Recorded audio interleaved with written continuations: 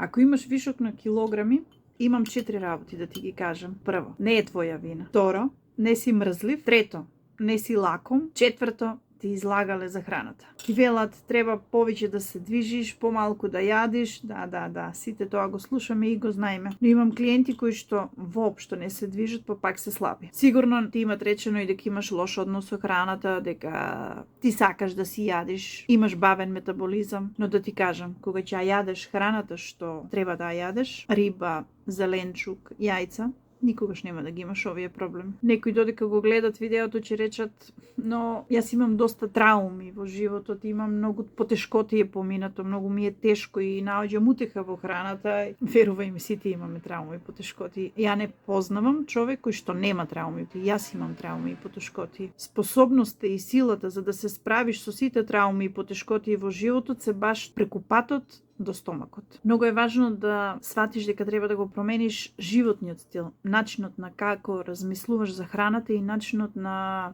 како се однесуваш спрема своето тело. Исто така, ако сакаш да почнеш, имам и бесплатен план за исхрана, пиши ми во коментар план и ќе ти пратам план за исхрана.